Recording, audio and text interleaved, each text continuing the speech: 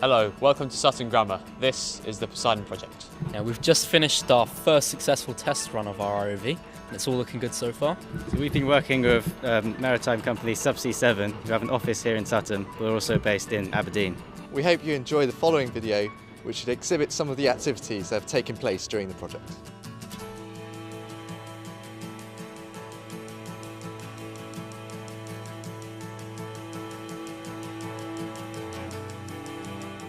Okay, so my main part was the camera system, so using a Raspberry Pi computer to stream HD video from on board the ROV to the surface, so we'd get sort of first-person view of what the ROV was seeing. One of the challenges we had was latency of inputs and video output, so there's a bit of a time delay sending signals down the tether and bringing them back up, but I think we've managed to reduce that now. So communication is a big skill that we've all developed, just from using our email group to keep in touch with latest developments, sharing files on our shared network storage, and keeping everyone up to date with what was going on. Well, a lot of the time, students don't really get the chance to express their creativity and science ability in school, because they're always doing more academic work and more concentrating on that. But stuff like this, like our ROV, gives you a chance to show what you can do and actually enjoy what you're doing a lot more and feel kind of obliged to come and do your work on the ROV. Firstly, I made a prototype with small little motors you'd find on a small fan with a chip which allowed me to change the polarity of it. And then I pretty much scaled it up with a bigger chip and a bigger motor like we have now.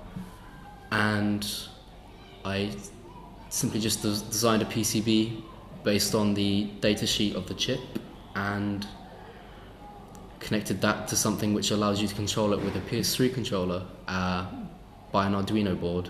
So the ROV has many applications. The first major one of this is scanning shipwrecks, so the recovery of valuable items from shipwrecks and also the salvaging of valuable parts of the ship itself. Also, it can be used for recreational cave divers or sea divers, so they can help scout out locations before the diver actually has to go down, and it's a lot safer and a lot cheaper than losing someone. They're also used heavily in offshore industry, such as recovery of gas and oil, and also the cleanup if there's an accident because of the oil. There's also marine conservation applications, so the surveying of valuable ocean environments such as the coral reefs. Without putting a human there, it means that there's less damage to the reefs, and also it means you can access areas which aren't necessarily accessible to human divers. So the robot arm is something that I've designed. It started out as something that we bought in, like a pre-made system, and then I've designed my own one, which is waterproof and uses waterproof servos and has got more degrees of freedom. So that means we can move it around, get into smaller spaces and do more things with the objects that we're interacting with. This is just a prototype. We're going to move on hopefully and create a pneumatic system which is more robust and lighter and cheaper as well. So my role is the chief executive of the project, and I'm responsible for ensuring that the project is coordinated efficiently and well. Everyone knows what they're doing, and I think that's quite important for such a long-term project as this is. The managing involves the use of stuff like the Google Drive, in which people are assigned individual roles. There's a timeline on the drive in which people can look up, they can update the activities that they've completed so far. We've had lots of deadlines throughout the year, so people know exactly what they're working towards. I think these are all important little steps to get to where we are at the moment.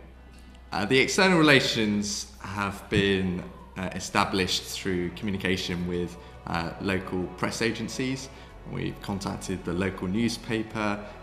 We have also sent off letters to leading institutions within marine engineering.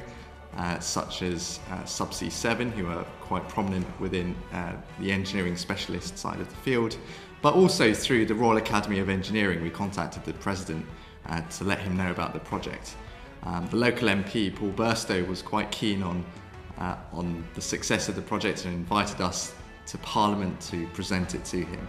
So all these little things ensure that there is a captivated audience for the vehicle. Members of the project have developed many technical skills, including programming in the language of C on Arduino, integration of an RC network in the motor operation system, and the inclusion of RS485 serial communication. We have also used advanced software on a laser cutter for vehicle construction. We greatly appreciate the advice that we've been given by Subsea 7. They've been quite proactive. We've gone up there for several meetings in which they've highlighted some technical challenges that we may have overseen. So from that perspective, it's been quite useful. On the financial side of things, we were very, very happy to receive the cheque from the worshipful company of Shipwrights, who gave us £1,000 to develop the project so we could buy some more materials that were essential to the evolution of the vehicle. One final mention should also go to Cambridge Circuits, who we are very thankful for providing some of the circuit boards that we need for the electronic side of the project.